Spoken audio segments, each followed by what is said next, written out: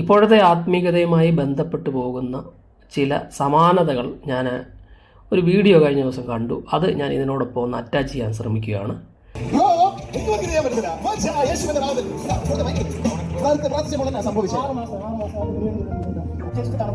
ഒരു തണുപ്പ് പോലെ തോന്നി. ഡോക്ടർമാരൊക്കെ കാണിച്ചിട്ട് അവർ പറയും ഇതിനകത്ത് വിടുതലില്ല. ഇന്ന് പകൽ കാത്ത് കർത്താവ് പൂർണ്ണമായി.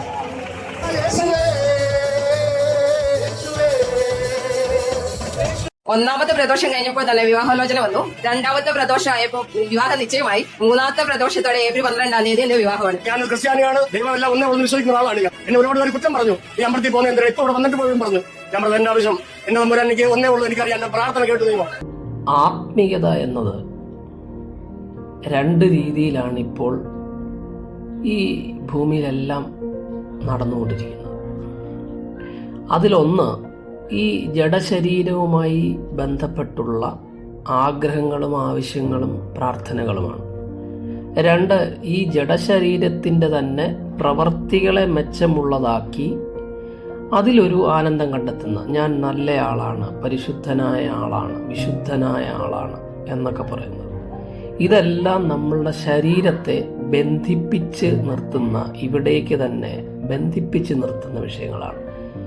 നമുക്കറിയാം, ഈ നമ്മളൊരു സ്ഥലത്ത് ബന്ധിച്ച് കിടക്കുകയാണ്. ഒരു ചങ്ങല, ഒരു ഇരുമ്പ് ചങ്ങല കൊണ്ട് ബന്ധിച്ച് കിടക്കുകയാണ്. അപ്പോൾ നമ്മളോട് ഒരാൾ പറയുകയാണ്, നമുക്ക് ഈ ഇരുമ്പ് ചങ്ങല മാറ്റിയിട്ട് നിങ്ങൾക്ക് ഞാനൊരു സ്വർണ്ണ ചങ്ങല തരാം, അതിലേക്ക് ബന്ധിച്ച് കിടക്കാമോ എന്ന് ചോദിച്ചു കഴിഞ്ഞാൽ യഥാർത്ഥ സ്വാതന്ത്ര്യം ആഗ്രഹിക്കുന്ന ആൾ ഇത് രണ്ടും വേണ്ടെന്ന് പറയും.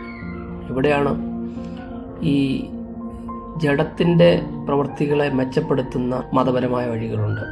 അതുപോലെ തന്നെ ഈ ക്രിസ്തീയ വഴികളും അത്തരത്തിലുള്ള വഴികളുണ്ട്. അതിനുവേണ്ടിയുള്ള പ്രസംഗകരുമൊക്കെ ഉണ്ട്. അവരുടെ എപ്പോൾ പ്രസംഗിച്ചെന്ന് പറഞ്ഞാലും ജഡത്തെ വിശുദ്ധീകരിച്ച് ഈ ഭൂമിയിൽ അല്ലെങ്കിൽ സൽപ്രവർത്തനങ്ങളൊക്കെ ചെയ്ത്, കാരുണ്യ പ്രവർത്തനങ്ങളൊക്കെ ചെയ്ത് നമ്മൾ ഒരു അംഗീകാരം ലഭിക്കുന്ന രീതിയിൽ മുന്നോട്ട് വരിക എന്ന് പറയുന്ന സ്വർണ്ണച്ചങ്ങലയിൽ ബന്ധിതമാകുന്ന ഒരവസ്ഥയും, ഇതെല്ലാം തന്നെ നമ്മുടെ ജഡശരീരവുമായി ബന്ധപ്പെട്ട് നിർത്തുന്ന വിഷയങ്ങളാണ്.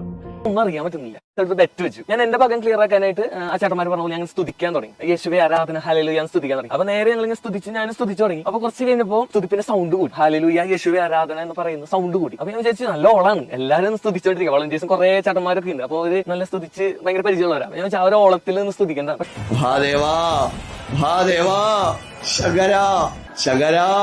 ഹൃദയത്തിൽ തട്ടി ഒന്ന് വിളിച്ചേ ശങ്കര എന്ന്. കർത്താവായ യേശുവേ, സൗഖ്യമയക്കണമേ, നട്ടലിനെ സുഖപ്പെടുത്തണമേ,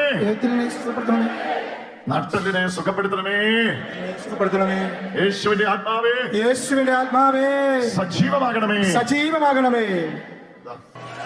ശങ്കര, മഹാദേവാ, ശങ്കര, ശങ്കര വിളിച്ച് ശങ്കര, ശങ്കര. ആദ്യമേ തന്നെ പറയാം, ആരെയും കുറ്റം പറയാൻ വേണ്ടി ചെയ്യുന്നതല്ല.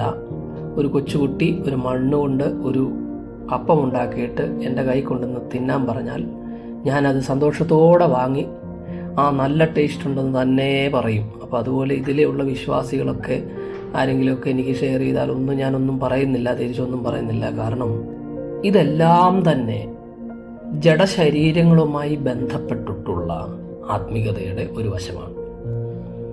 അതുകൊണ്ട് നിലനിൽക്കുന്നത് എന്താണ് എന്ന് മനസ്സിലാകണമെങ്കിൽ നമ്മൾ ഈ പറയുന്ന ദേഹവുമായി ബന്ധപ്പെട്ടുള്ള എല്ലാത്തിൽ നിന്നും മുക്തമായാൽ മാത്രമേ നമുക്കത് സാധ്യമാവുകയുള്ളൂ.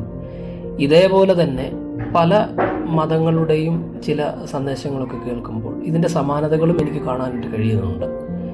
അപ്പോൾ നിലനിൽക്കുന്ന വിഷയങ്ങളിലുള്ള ഒരു സന്ദേശമാണ് നിങ്ങളെ വഴി നടത്തുന്നതെങ്കിൽ ഈ ജഡശരീരവുമായി ബന്ധപ്പെട്ടുള്ള ആ വിഷയങ്ങളിലാണ് എനിക്ക് കിട്ടി, എനിക്ക് പരീക്ഷയ്ക്ക് ജയിച്ചു, എൻ്റെ ജോലി മോനെ എനിക്ക് പുതിയ ക്യാൻസർ മാറി, അല്ലെങ്കിൽ അത് ചെയ്തു ഇത് ചെയ്തു, എനിക്ക് കുട്ടികളുണ്ടായി, അങ്ങനൊക്കെ പറയുന്ന ഒരു ആത്മീയതയിലാണ് മുന്നോട്ട് പോകുന്നതെങ്കിൽ അത് ആത്മീയത എന്നുള്ളതല്ല അതിനെ പറയാൻ കഴിയുന്ന. സകല മതങ്ങളും മുന്നോട്ട് പോകുന്ന രീതിയിലുള്ള ഒരു സമാനമായ ശ്രേണിയിൽ നിങ്ങൾ മുന്നോട്ട് പോകുന്നു. എന്നാൽ ഇതൊക്കെ തന്നെ അവസാനിക്കും.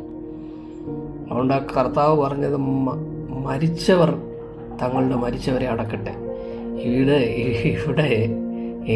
നമ്മൾ ജീവിച്ചിരിക്കെ തന്നെ മരിച്ചവരാണ്. എന്നാൽ ഈ മരണം വിട്ട് ജീവനിൽ കടന്നിരിക്കുക എന്ന് പറയുന്നത് ആഗ്രഹങ്ങൾക്കും പ്രാർത്ഥനകൾക്കും ഒക്കെ അപ്പുറത്തുള്ള ഒരു തീരത്ത് ചെല്ലുമ്പോൾ നമുക്ക് ലഭിക്കുന്ന വിശ്രമമാണ്. അപ്പോൾ ആ മനോഭാവത്തിൽ നിന്നുകൊണ്ട് നിൽക്കുമ്പോൾ അവിടെ ഒരു ആനന്ദം വെളിപ്പെടും. ഈ ആനന്ദത്തിലേക്കാണ് ഈ സമാനതകളില്ലാത്ത നിത്യമായ ഒരേ ഒരു വസ്തുവാണ് നിങ്ങളുടെ ഉള്ളിൽ, എൻ്റെ ഉള്ളിൽ ഞാനല്ലാതെ നിലനിൽക്കുന്ന പരമമായ സത്യം. ആ പരമമായ സത്യത്തിൻ്റെ ബോധത്തിലേക്ക് വന്നാൽ ഇതിനൊക്കെ നമ്മൾ പുല്ലുവില കൽപ്പിക്കും.